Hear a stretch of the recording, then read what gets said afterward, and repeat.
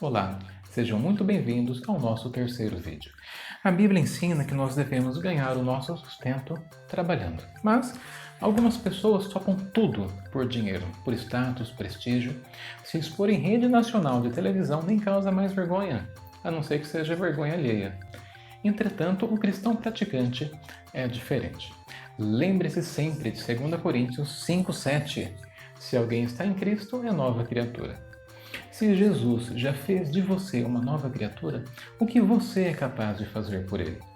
A base bíblica de hoje está em Mateus 16, do 24 ao 27. Jesus disse aos discípulos: Se alguém quer ser um dos meus seguidores, negue-se a si mesmo, tome a sua cruz e siga-me, porque todo aquele que quiser conservar a sua vida vai perdê-la. E todo aquele que perder a sua vida por minha causa vai encontrá-la novamente. Que vantagem há em alguém ganhar o mundo inteiro e perder a sua alma? O que se pode comparar com o valor da sua alma? Porque o Filho do Homem virá com seus anjos na glória do seu Pai e julgará cada pessoa de acordo com as suas obras. Todos os dias nós somos bombardeados, por exemplo, de pessoas que perderam o senso de ridículo em seus posicionamentos políticos, religiosos, sociais. Existe uma ânsia desenfreada por aparecer e causar, conseguir likes, views, virar manchete e assunto das conversas. E nem sempre a recompensa é financeira. Às vezes é só uma forma de alimentar o ego mesmo, ou compensar a baixa autoestima. Enquanto nós vemos no mundo pessoas sem noção que topam tudo por seus objetivos escusos, a Bíblia nos apresenta pessoas que estavam dispostas a tudo por amor a Jesus. Os discípulos.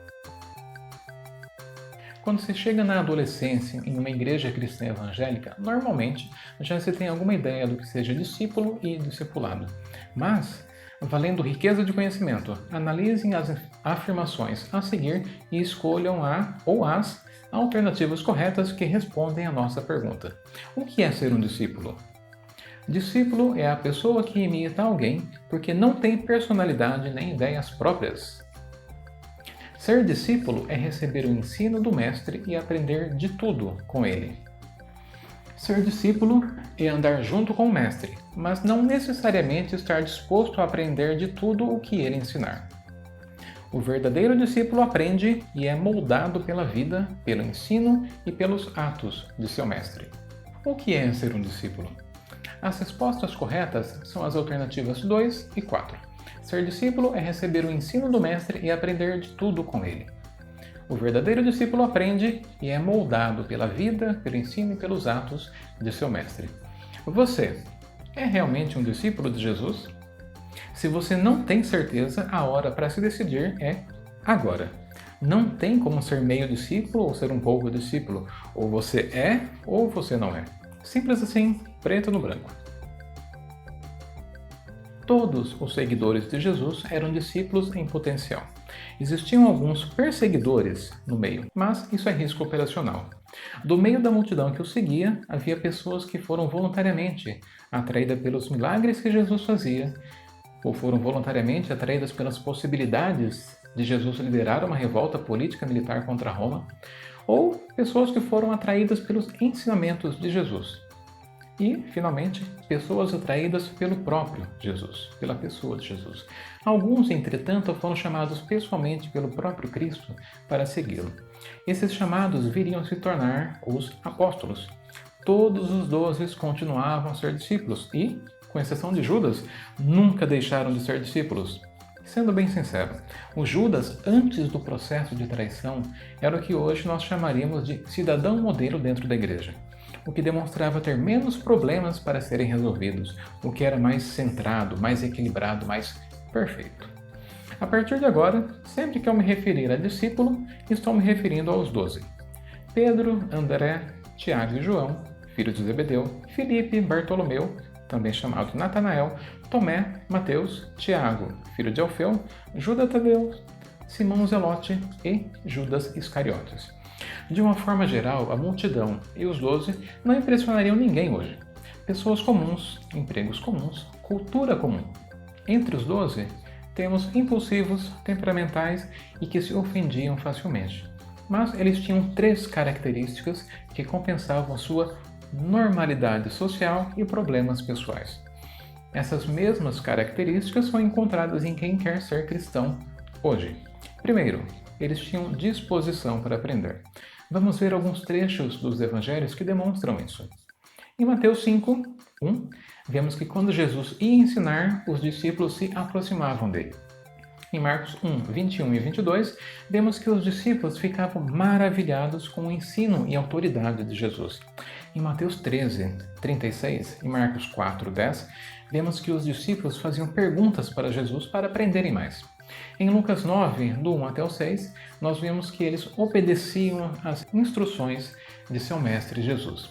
Aqui embaixo, na descrição do vídeo, estão essas referências para você poder ler com calma depois. Participar ativamente das aulas de escola bíblica é uma forma de aprender mais sobre o nosso Mestre Jesus. Faça perguntas, tire dúvidas, preste atenção nos comentários do professor e dos demais colegas. Esteja sempre disposto a aprender. A segunda característica dos discípulos e de quem quer seguir a Jesus hoje é ter um sincero desejo por Deus. Antes de Jesus começar seu ministério público, João Batista era quem pregava para o povo e atraía multidões. Muitos dos seguidores de Jesus eram, antes, seguidores de João Batista. O interessante era a mensagem de João Batista. Ele não pregava riquezas, bens, sucesso profissional, prosperidade. A mensagem que João bradava aos 4 ventos era: arrependam-se, pois o reino dos céus está próximo. João não tinha problema nenhum em pregar contra o pecado do povo e dos líderes do povo. Ele realmente preparou o caminho para a chegada de Jesus, o nosso Cristo prometido, o nosso Messias. André foi um dos seguidores de João que foi chamado para ser discípulo de Jesus. Você faz todo o possível para aproveitar as oportunidades para aprender mais sobre Jesus e os seus ensinamentos? A terceira característica dos discípulos e de quem quer seguir a Jesus hoje é ter esperança no Cristo prometido. Leia João 1, do 35 ao 49. Os 12 esperavam a vinda do Cristo prometido, do Messias que cumpriria as profecias e libertaria Israel. Somente quem conhecia e acreditava nisso era discipulado por Jesus. Quem estava atrás de benefícios e milagres se afastava muito facilmente quando Jesus endurecia o discurso. Quando Filipe falou com Bartolomeu sobre Jesus, no versículo 45, ele foi claro: nós encontramos aquele sobre quem Moisés escreveu na lei e a respeito de quem os profetas também escreveram. No meio da multidão, Jesus chamou 12 que tinham essas 3 características. Estavam dispostos a aprender, tinham um desejo sincero por Deus e tinham esperança na vinda do Cristo prometido. Isso não mudou em nossos dias. Jesus voltará. Ele vem. Temos vários textos nos evangelhos que mostram o momento do chamado dos discípulos. Eles estão aqui embaixo, na descrição do vídeo.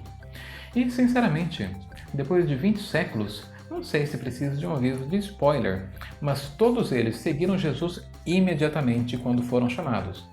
Pedro, André, Tiago, João e Mateus foram bem radicais nessa hora. Eles deixaram tudo para trás para seguir a Jesus.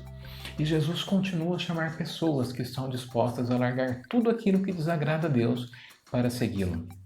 Vocês se lembram do que é pecado? Tudo aquilo que afasta você de Deus. Jesus continua nos chamando para abandonarmos o pecado e nos aproximarmos de Deus. É simples assim. E para atender ao chamado de Jesus e segui-lo, nós precisamos abrir mão de muita coisa, muitas de nossas vontades que não combinam com a vontade de Deus. O chamado de Jesus envolve arrependimento, fé e abandonar práticas pecaminosas. Faça uma avaliação honesta de você mesmo. Olhe para dentro de si e responda: você tem desejo e disposição para aprender sobre Jesus? Você procura sinceramente conhecer e se aproximar de Deus? Você tem fé e esperança em Jesus Cristo? Você está decidido a deixar para trás o que for preciso e seguir imediatamente e incondicionalmente a Jesus Cristo?